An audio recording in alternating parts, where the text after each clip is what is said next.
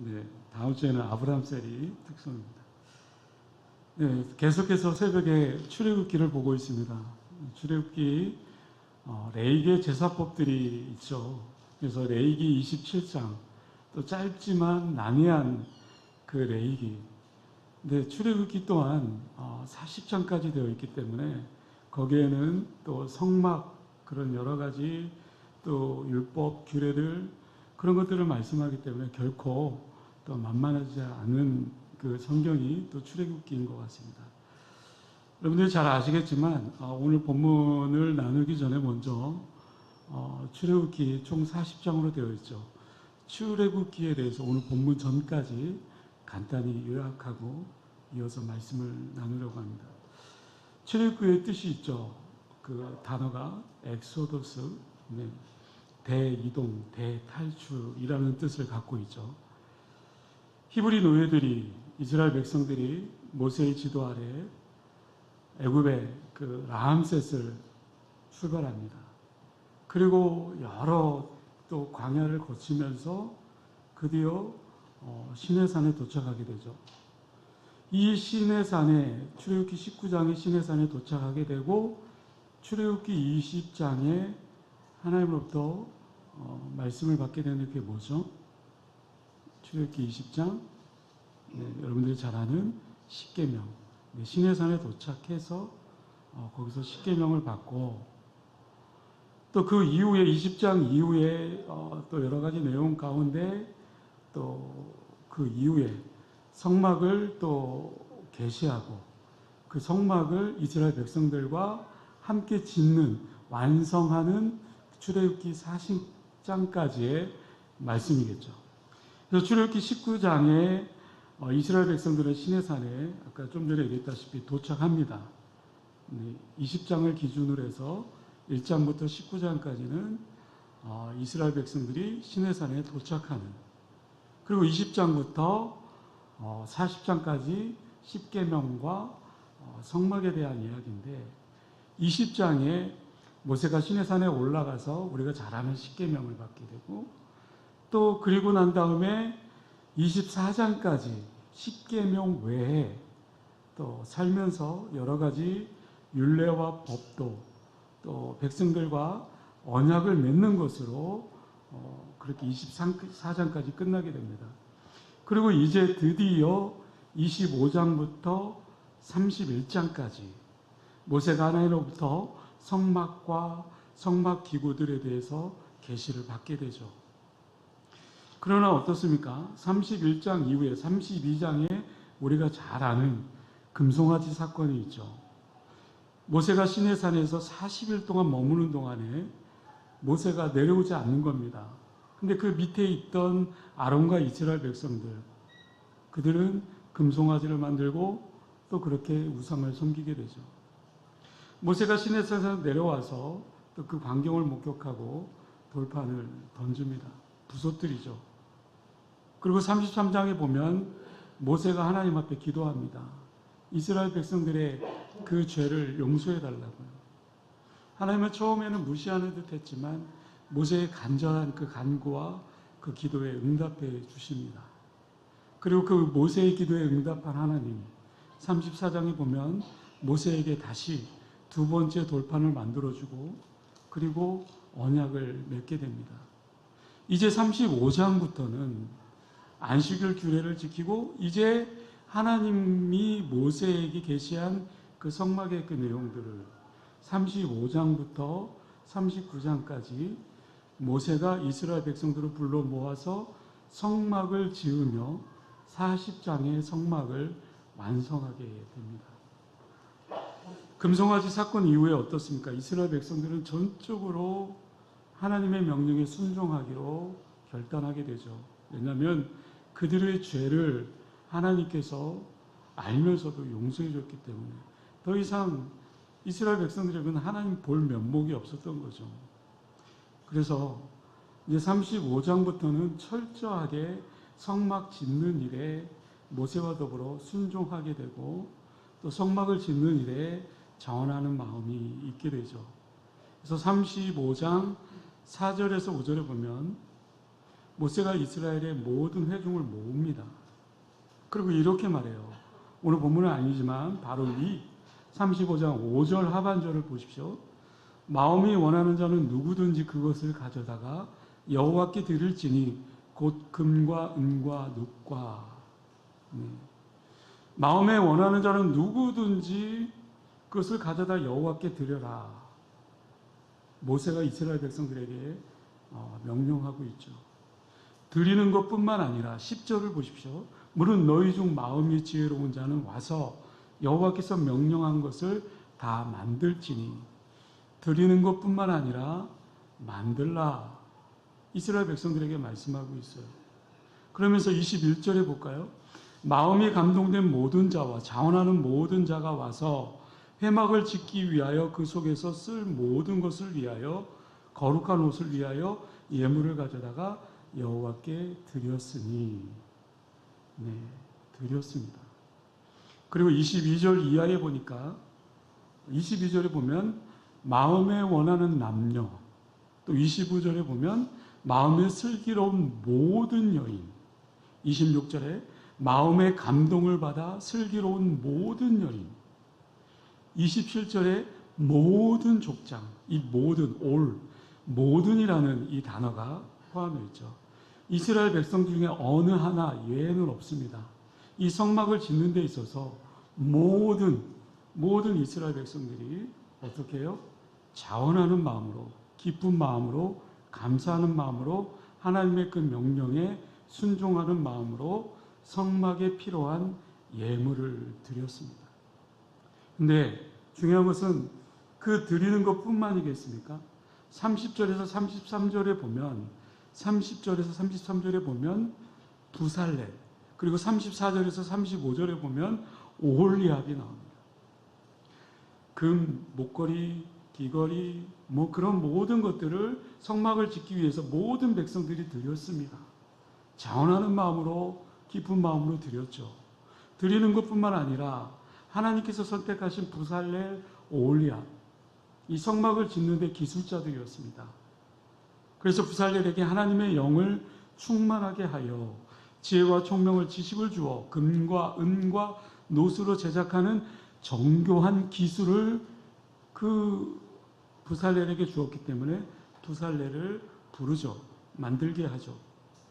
오홀리압은 또 조각하는 일, 세공하는 일, 배 짜는 그런 일들에 있어서 전문가이기 때문에 그 가진 달란트를 하나님께 사용하도록 했습니다. 여기까지가 오늘 본문 전의 말씀의 내용입니다. 오늘 본문을 또 적용해 보면, 그렇다면 왜 이스라엘 백성들에게 있어서 하나님께서는 성막을 지으라고 했고, 도대체 그들의 광야에서 가나안 땅으로 가는 그 와중에 성막을 왜 지으라고 명령했을까?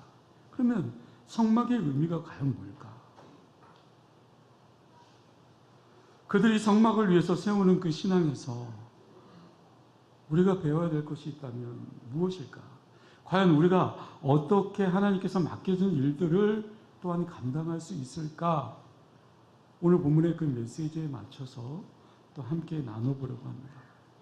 35장에서 39장에 보면 모세와 함께 이스라엘 백성들이 하나님께서 가르쳐 주신 그 성막을 짓기 시작하죠. 그리고 출애굽기 마지막 장 40장에 성막이 완성이 됩니다.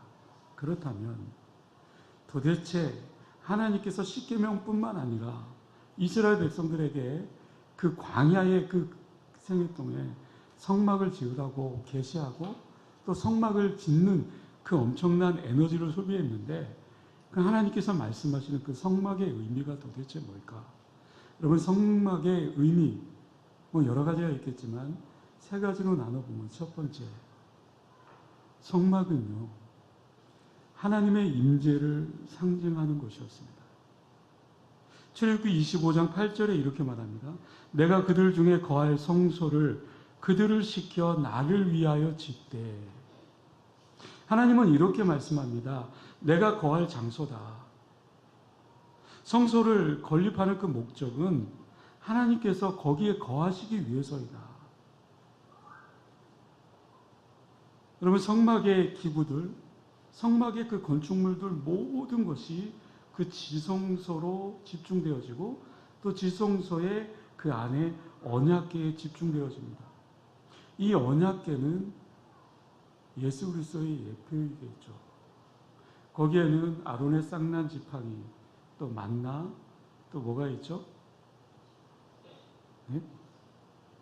아론의 쌍난 지팡이, 만나, 네, 십계의 돌판. 네, 그렇습니다.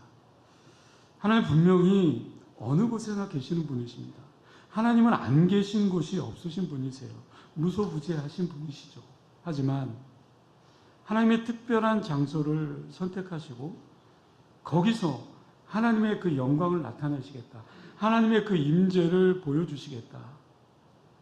당신의 그 음성을 그곳에서 들려주시고 하나님의 특별한 일을 그곳에서 행하시는 분이시다. 바로 그런 목적을 가지고 지어진 것이 성막이죠. 성막은 하나님이 계시는 곳입니다. 그런데 우리가 주의해 봐야 될 것이 있어요. 이 성막이 언제나 이스라엘 공동체의 중심에 서 있었다는 거죠. 그들이 광야에 행진할 때에도 성막을 중심으로 움직였습니다. 그들이 진을 치고 있을 때에도 그 성막을 중심으로 하고 있었습니다. 하나님이 함께하고 있는 겁니다.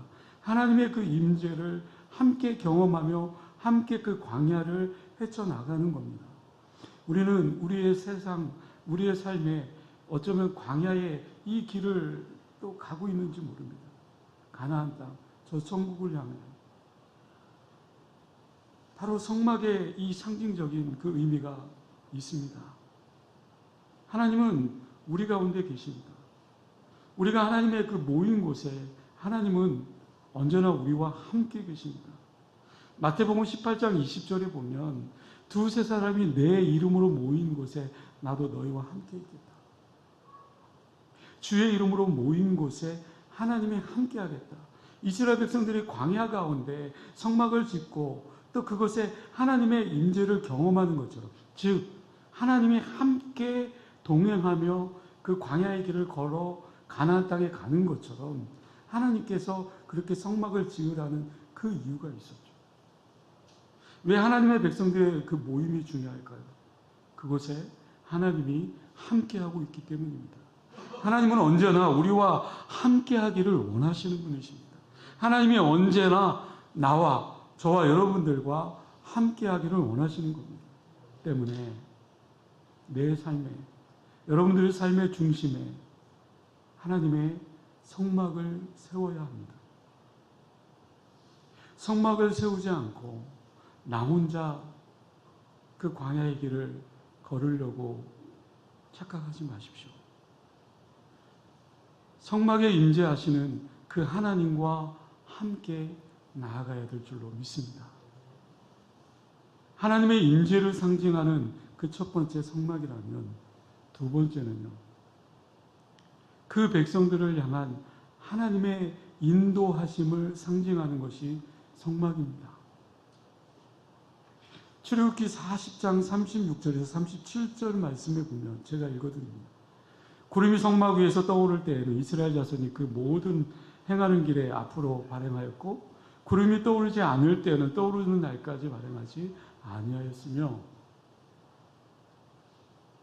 성막을 지은 후에 가장 상징적으로 그 성막에 나타난 것이 있다면 무엇입니까? 구름이죠. 이 구름이 이스라엘 백성들을 그 광야에서 인도합니다.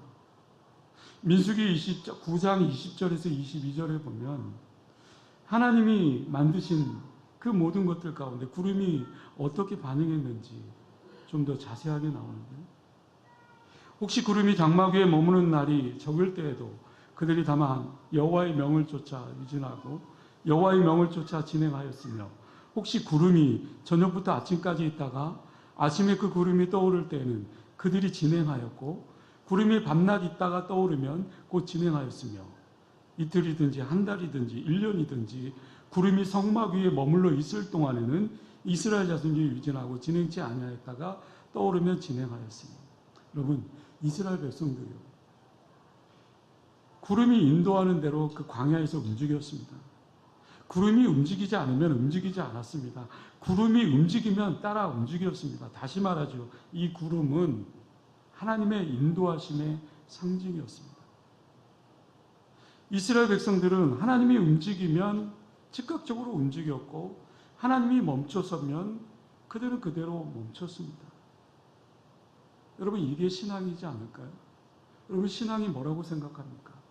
내가 원하는 대로, 내가 하고 싶은 대로 하는 것이 아니라 하나님이 인도하시는 대로, 하나님의 인도하심 따라 살아가는 것이, 그것이 신앙입니다. 진정으로 하나님께서 나의 삶을 계획해 놓으시고 가장 선하시고 가장 귀한 그 삶을 원하신다면 우리는 하나님의 그 인도하심 따라 나아가야 됩니다. 하나님이 가라고 하시는 곳에 내가 가야 하고 하나님이 원치 않으시면 멈춰야 됩니다. 내가 원하는 때에 움직이는 것이 아니라 하나님이 말씀하실 때에 우리는 움직여야 됩니다. 내가 원하는 곳에 가는 것이 아니라 하나님이 가라라고 말씀하실 때에 가는 것이죠. 내가 원하는 일이 아니라 하나님이 하라고 하는 일을 해야 되는 것이, 그게 우리의 신앙이요 신앙생활이지 않을까요? 성막, 하나님의 임재를 상징하고, 두 번째 하나님의 인도하심을 상징하고, 이 성막의 의미, 세 번째 하나님과 만나는 장소가 성막입니다. 하나님의 그 임재의 상징인 이 성막은 하나님의 만남의 장소였습니다. 성막을 다른 말로 표현하면 회막이라고 말하는데요. 이 회막의 단어의 원래의 그 뜻은 만남의 장소라는 뜻을 가지고 있습니다. 이 정말 중요한 성소의 의미이겠죠. 하나님과 만나는 그 장소, 하나님과 이스라엘 백성들이 만나는 그 장소가 바로 성막이고 회막이라는 거예요. 여러분, 인간은 수도 없이 죄를 범합니다. 그 죄를 범함에도 불구하고 성막에서 하나님을 만날 수 있었습니다. 동편에 성막에 그 출입구 문이 있고요. 그 문에 들어서고 뜰이 나오죠. 뜰에서 번제물을 바치게 됩니다. 번제물을 바치고 그 피를 가지고 가서, 그리고 그 물두멍에서 소를 씻고 성소로 들어가죠.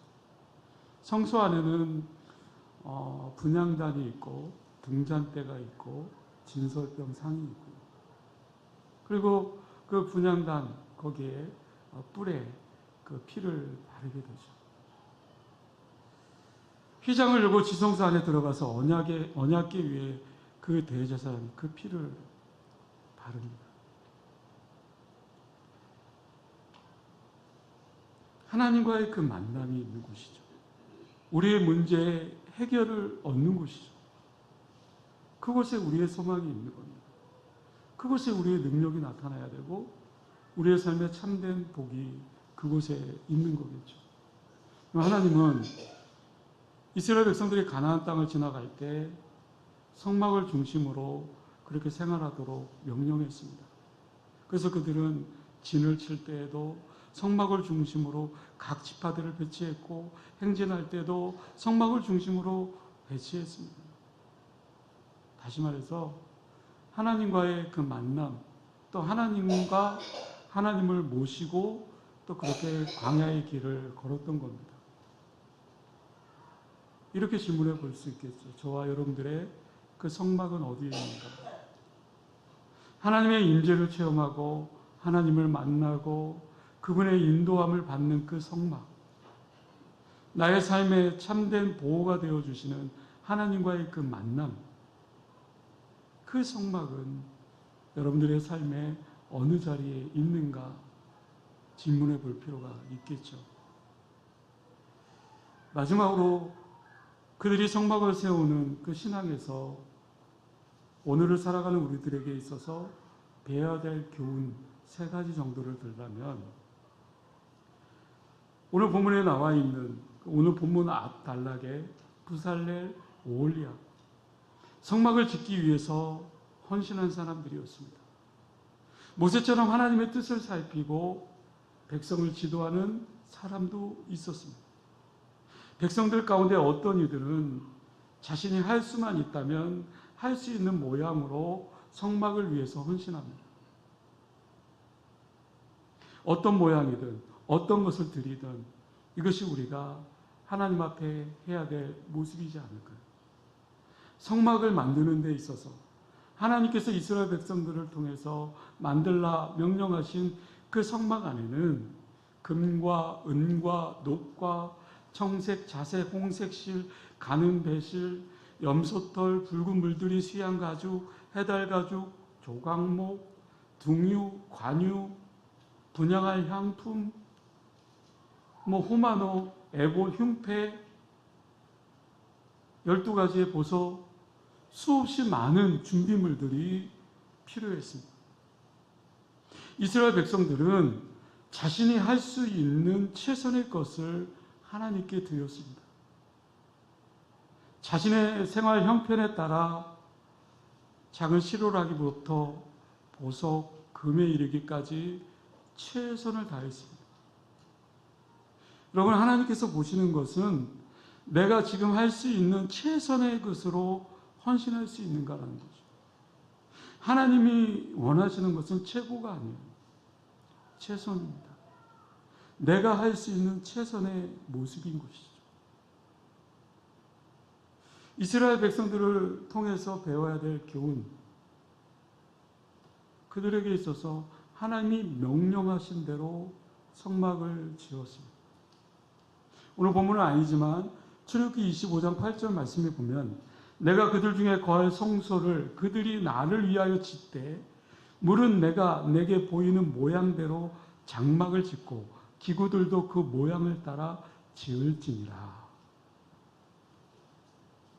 하나님께서 너희들에게 성막을 지으라고 할 때 너희들 짓고 싶은데 너희들 방식대로 너희들 그냥 생각나는 대로 그냥 성막을 지으라. 그게 아니죠. 하나님이 주신 설계대로 짓도록 했습니다. 아주 세밀하게 하나님은 그 설계도를 모세를 통해서 보여주었고 모세는 그 설계도를 가지고 이스라엘 백성들과 함께 실행에 옮기게 되죠. 하나하나를 그대로 하나님이 보여주신 그대로 지으라. 이것은 하나님의 명령이었고 그 명령에 따라 순종하는 거였습니다. 오늘 보면 36장 1절로 돌아가세요. 제가 읽어드립니다. 부살렐과 오홀리압과 및 마음이 지혜로운 사람 곧 여호와께서 지혜와 총명을 부으사 성소에 쓸 모든 일을 할 줄 알게 하시는 자들은 모두 여호와께서 명령하신 대로 할 것이니라. 여호와께서 명령하신 대로 할 것이니라. 그리고 이것이 우리가 하나님의 일을 감당할 때 너무나 중요한 말씀이죠. 하나님이 원하시는 대로 행하는 겁니다. 그 말에 그대로 순종하는 겁니다. 내가 하고 싶은 대로 내 방식대로 하는 것이 아니에요. 많은 경우에 우리의 삶의 모습을 보면 실제의 경우 어떻습니까?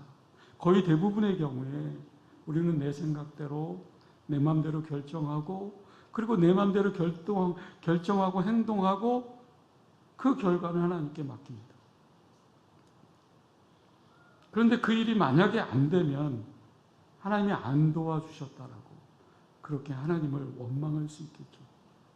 하지만 진정한 신앙은 무엇입니까? 하나님이 말씀하시는 대로 내가 따라 사는 삶일 겁니다. 하나님의 그 인도하심, 하나님의 그 계획하심 따라 내 삶을 맞춰 나가는 것입니다. 우리의 삶의 문제는 무엇입니까? 하나님의 인도하심을, 하나님의 그 계획을 벗어나며 내 뜻대로 살아가는 데 있지 않습니까? 다른 말로 하면 우리의 삶의 모든 문제는 우리의 삶의 성막이 우리의 삶의 그 중심을 차지하고 있지 못하는 데서 오는 것은 아닙니까? 하나님의 임재를, 하나님의 그 만남을 경험하지 못하고 날마다 교회를 떠나면 내 삶의 모습 그대로 정말 그렇게 살고 있는 건 아니죠. 성막은 이처럼 그 성막을 내 삶의 중심에 모시고 살아간다는 것은 이스라엘 백성들 당시뿐만 아니라 오늘을 살아가고 있는 우리들에게도 엄청난 중요한 말씀일 겁니다. 오늘 말씀에 보면 두 번째로 하나님께서 주신 지혜와 총명으로 그들은 일했습니다. 1절에서 2절에 다시 보면 이 표현에 주목해 볼 필요가 있겠죠. 1절에 보면 지혜와 총명을 하나님께서 부어주신 사람, 또 2절에 보면 여호와께로부터 지혜를 얻은 사람. 여러분, 이들이 하나님께서 하시는 그 모든 일을 할 수 있는 사람입니다. 하나님께서 우리 모두에게 분명히 은사를 주십니다. 그것을 무시할 필요는 없겠죠. 하지만 그럼에도 불구하고 우리가 기억해야 될 것이 있다면 그것만으로 하나님의 일을 결코 감당할 수 없다라는 겁니다. 하나님께서 각자에게 맡겨주는 일이 있다고 한다면 하나님이 주시는 그 지혜가, 하나님께서 하늘로부터 부어주시는 그 총명함이 우리 가운데 있어야 됩니다. 내 노력만으로, 내 은사만으로는 할 수 있는 것은 한계가 있겠죠. 때문에 우리는 날마다의 삶 속에서 성령의 충만함을 구해야 되고 늘 겸손하게 하나님께 일할 수 있는, 감당할 수 있도록 기도해야 될 줄로 믿습니다. 마지막 세 번째로요, 자원하는 마음이 그들에게 있었다는 사실. 금이 있는 자는 금을 바치고 은이 있는 자는 은을 바치라. 금도 없고 은도 없으면 염소떨이라도 바쳐라. 그 이야기가 아니에요.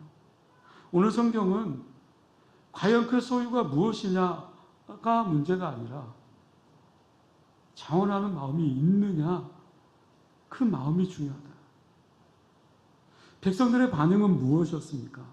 오늘 보면 5절에서 7절 말씀입니다. 우리 같이 한번 읽어볼까요? 5절에서 7절 말씀 같이 읽겠습니다. 시작. 모세에게 말하여 백성이 너무 많이 가져오므로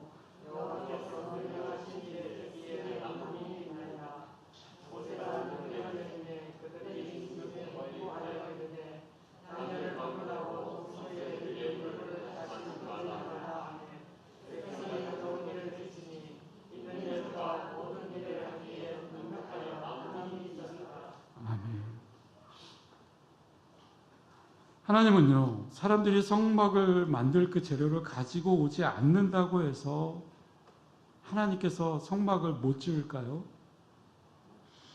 하나님은 말씀으로 세상을 창조했습니다.